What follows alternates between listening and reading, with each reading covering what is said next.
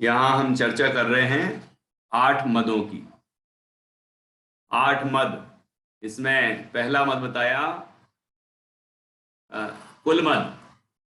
तो पिता के वंश वाले जो राजा महाराजा धन संपन्न पद वाले, कोई ना कोई महान, कोई विशेष किसी भी दृष्टि से बने हों, रहे हों, तो उसका ये अहंकार करना कि मैं उनके कुल का हूं, ऐसा अहंकार वो कुलमद कहलाता है। और मामा की तरफ वाले, माँ माँ के तरफ वाले जो कहलाते हैं, उनके वंशज कहलाते हैं मातुल, है ना। तो जाति मत कहलाता वो। तो ऐसे कुलमद और जाति मत, ठीक है, उनके यदि माता के पक्ष वाले यदि मामा जी वगैरह कोई बड़े रहे हों, तो उनका अहंकार करना ये कहलाता है जाति मत। तीसरा है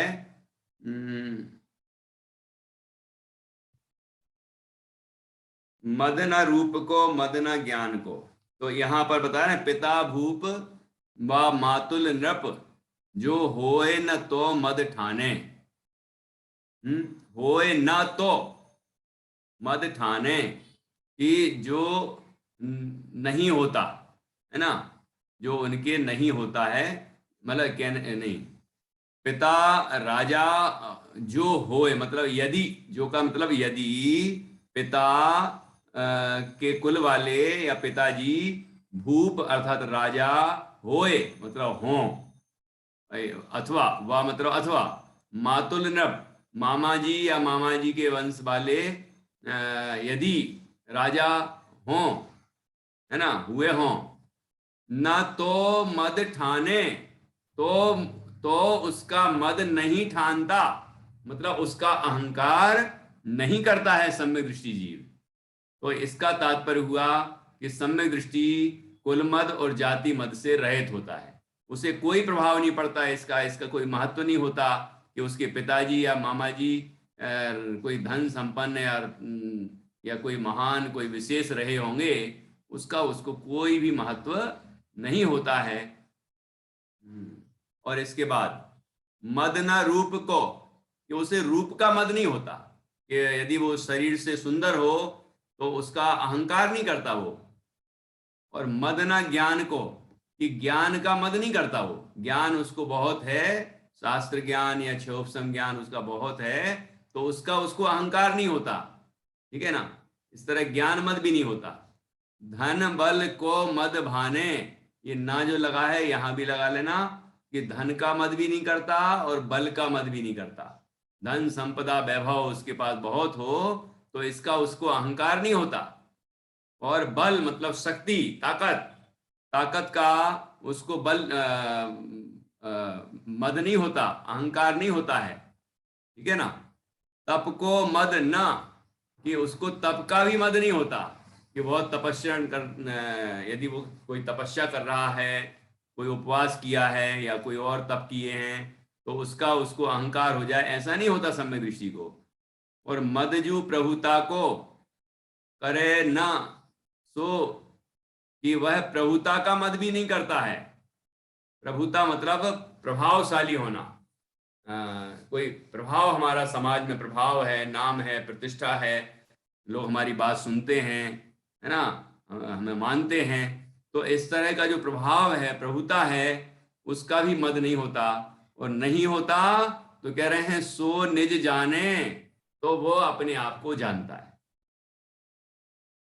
वो वास्तव में जो अपने को जानता है कि मैं आत्मा हूं, उसको शरीर का मद क्यों होगा, है। वो शरीर रूपवान है या कुरूप है, उसका उसका ना मद होगा ना दीनता होगी। शरीर के संयोग में जो धन है, संपदा है, वैभव है, जब शरीर ही मेरा नहीं है तो वो धन संपदा मेरी कहां से होगी। तो उससे अपने को बड़ा नहीं मानता, शरीर की शक्ति से अपनी अपने को शक्तिशाली नहीं मानता, ठीक है। शरीर जिनसे उत्पन्न हुआ है, उन माता और पिता के जो कुल वाले और जाति वाले हैं, उनके कारण अपने को महान नहीं मानता, छोटा भी नहीं मानता, बड़ा भी नहीं मानता, उनसे भिन्न देखता है, ठीक है, उनसे भेद ज्ञान करता है। और यदि क्षोभसम ज्ञान प्रकट हो जाए, है ना, ज्ञानावरण कर्म का क्षोभसम हो और ज्ञान की वृद्धि हो जाए, बहुत कुछ धार्मिक ज्ञान हो जाए, शास्त्रीय ज्ञान हो जाए, या लौकिक ज्ञान हो जाए तरह तरह का, है ना, तो उसका भी उसको अहंकार नहीं होता, क्योंकि वो तो क्षयोपसम ज्ञान है, वो तो पर्याय है और आने जाने वाली है। ठीक है ना। मैं तो ज्ञान स्वरूप तत्व हूं, जो अपने को अनंत ज्ञान स्वरूप अनुभव करता है, सिद्धों के समान परिपूर्ण देखता है, देहादिक से भिन्न अपने को आत्मा देखता है, उससे आठवें मद नहीं होते, क्योंकि वो अपने को जानता है। और जो आठों मद से रहित होता है वही अपने को जानता है। ये दोनों तरफ से बात है। जो अपने को जानता है उसको आठ मद नहीं होते, और जिसको आठ मद नहीं होते वो अपने को जानता है। ख्याल में आया कि नहीं? यही बात लिखी है। सो निज जाने, वह अपने को जानता है। और मद धारे तो यही दोष वसु, समकित को मल ठाने। और मद धारे, यदि इन्हीं आठ चीजों का मद रखे, अहंकार करे, तो क्या हो? तो यही दोष वसु, तो यही आठ दोष होते हैं। ठीक है ना। कुल मद, जाति मद, रूप मद, ज्ञान मद, धन मद, बल मद, तप मद और प्रभुता मद, यही मद कहलाएंगे और दोष कहलाएंगे। और ये दोष, आठ दोष समकित को मल ठाने, ये सम्यक दर्शन को मलिन करते हैं, ये दूषित करते हैं। इसलिए सम्यक दृष्टि जीव इन आठों दोषों से रहित होता है। ठीक है ना। इस तरह से आठ मदों की चर्चा की गई। पिता भूप वा मातुल नृप जो होए न तो मद ठाने। मद न रूप को, मद न ज्ञान को, धन बल को मद भाने। तप को मद न मद जो प्रभुता को, करे न सो निज जाने। मद धारे तो यही दोष वसु, समकित को मल ठाने। जैसे मान लो कोई व्यक्ति, जैसे कि रत्नगढ़ सावकाचार्य में भी आठ मदों का नाम है। ज्ञानम पूजाम कुलम जातिम वल मृद्धि तपो वपु, अष्टावासित मानित्वम स्मय माहौर गतस्मया, ये श्लोक है वहां पर।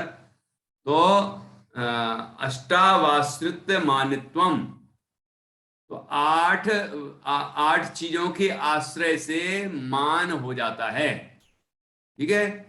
तो आठ वस्तुएं हैं, जैसे पिता के कुल वाले कोई महान है, राजा महाराजा हैं, माता के कुल वाले जो हैं राजा महाराजा हैं, और रूप सुंदर है, ज्ञान बहुत है, धन है, धन संपदा वैभव बहुत है, शक्ति है, बल है ना, और तपस्या करता है, और प्रभाववान है ना, उसका प्रभाव है दुनिया में।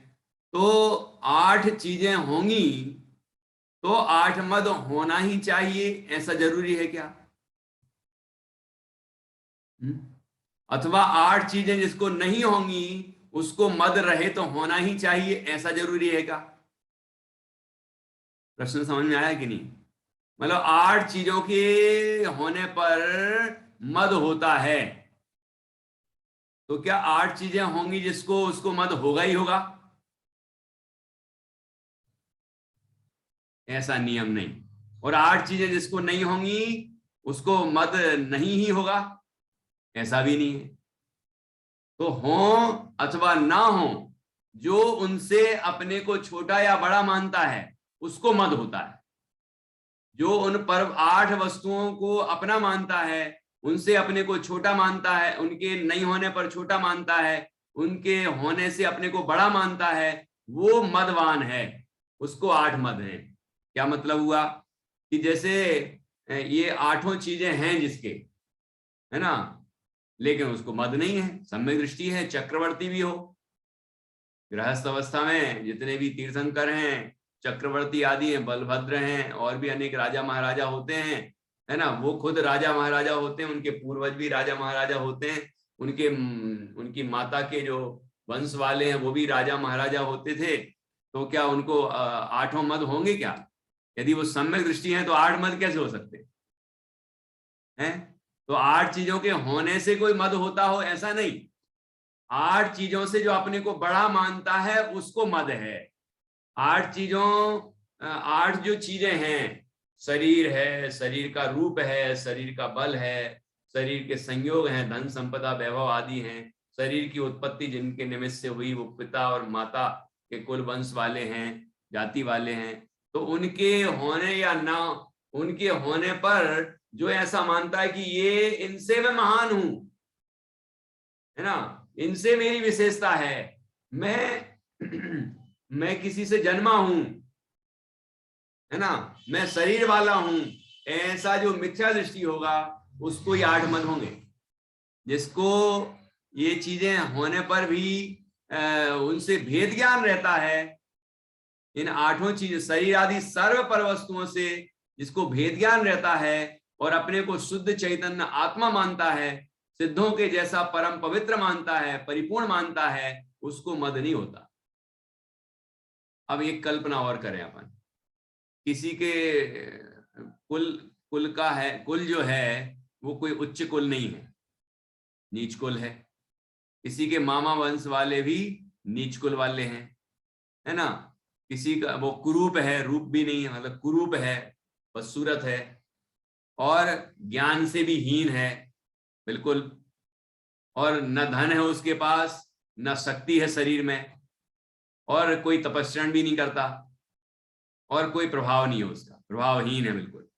ऐसी 8 चीजें विपरीत रूप में हैं, तो उसको मार्दव होगा क्या? मान का अभाव तो मार्दव होता है, और मार्दव तो मुनिराज को होता है, सम्यक दृष्टि को होता है, और मुनिराज के विशेष होता है।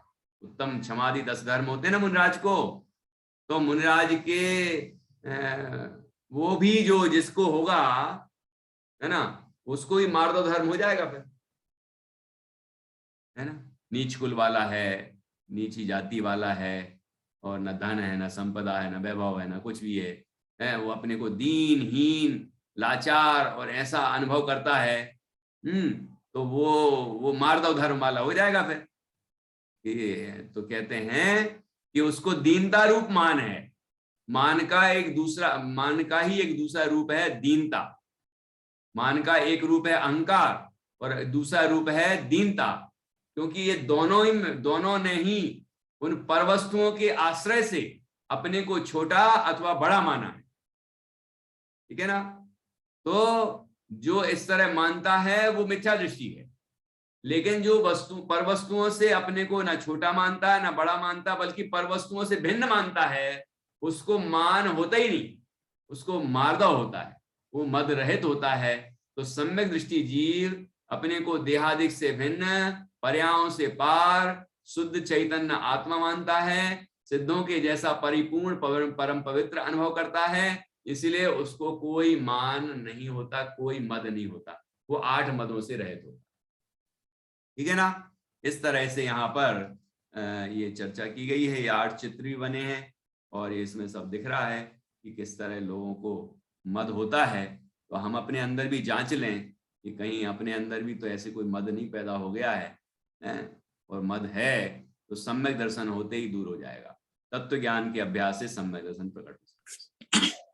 भैया ज्यादातर ना जैसे ज्ञान मद और तप मद, सम्यक दृष्टि का नहीं पता, मतलब ज्ञान मद और तप मद में हो जाता है, मतलब अगर कोई किसी को ज्ञान हो जाता है ज्यादा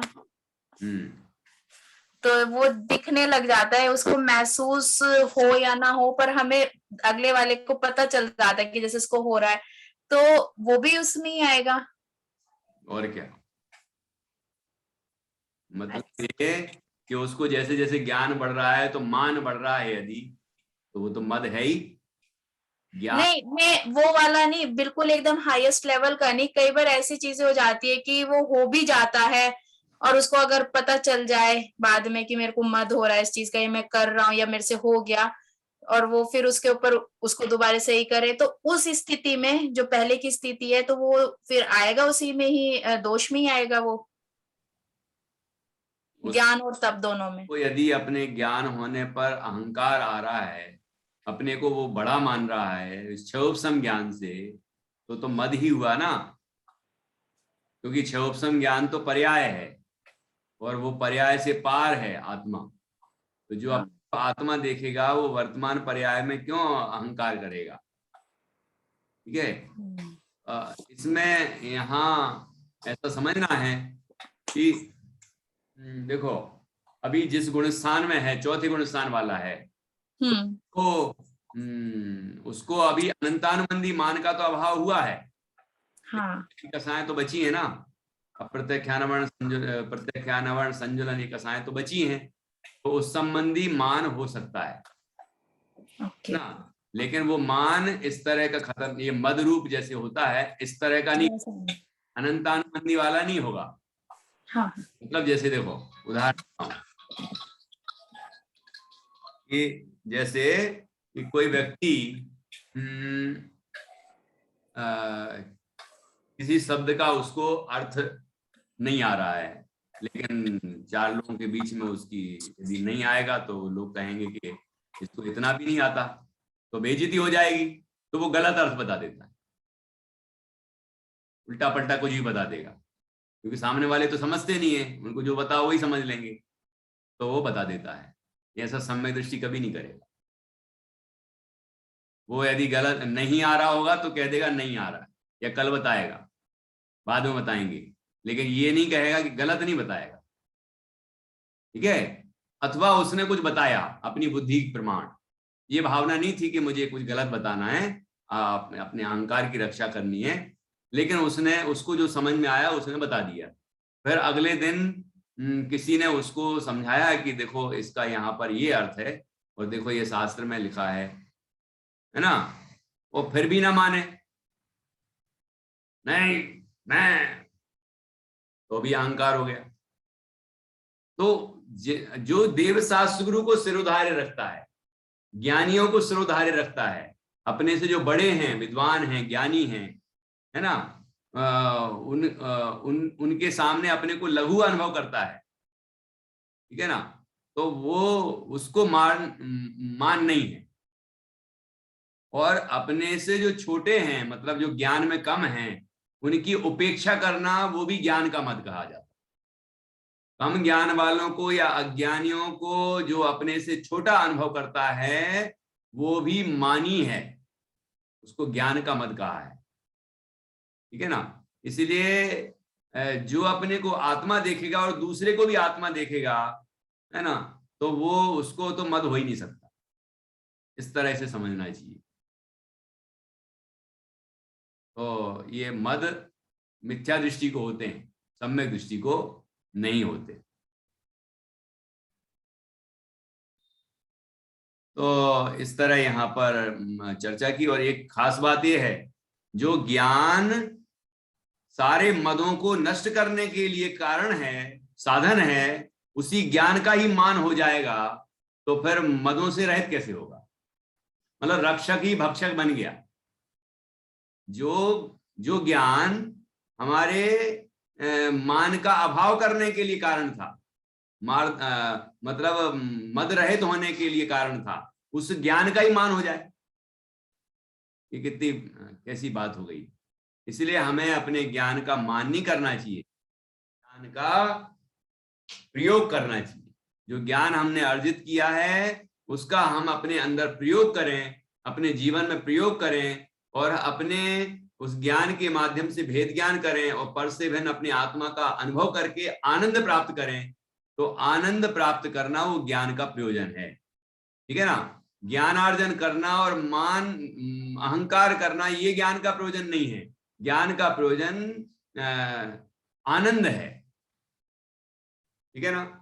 ऐसे अपन जो तत्व ज्ञान प्राप्त करते हैं तो आनंद आता है ना, खुशी होती है, प्रसन्नता होती है कि देखो कितनी बड़ी, आज तो गजब बात हो गई, आज तो इतनी बढ़िया बात सीखी हमने, मतलब आनंद आना चाहिए। और जब उसका प्रयोग होता है तो फिर तो आनंद ही आनंद है कि नहीं।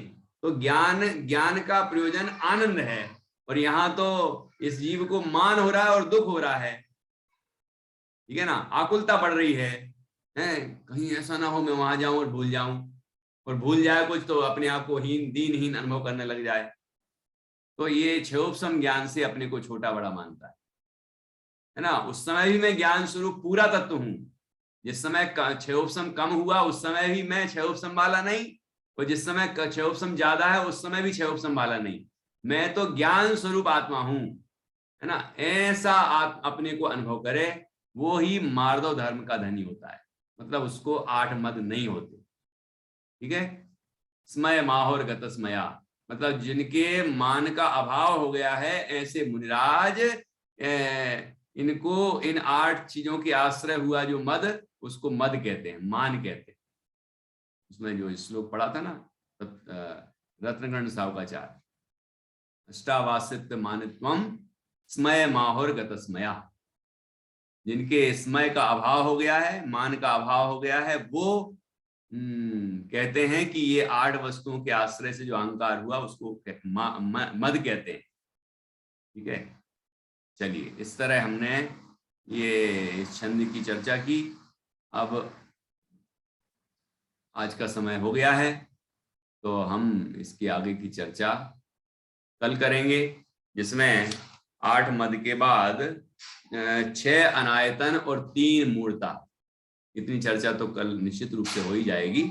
अभी आपको इस संबंध में कुछ पूछना हो, 8 मदों के संबंध में, 8 अंगों के संबंध में, 8 संकादी दोषों के संबंध में, तो पूछ सकते हैं, नहीं तो कल चर्चा करेंगे हम।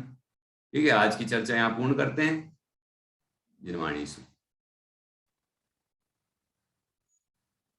निज निधि निज में बताई, यह अनंत उपकार है, इसके लिए जिन वाणी माँ को वंदना 7 बार, वंदना 7 बार।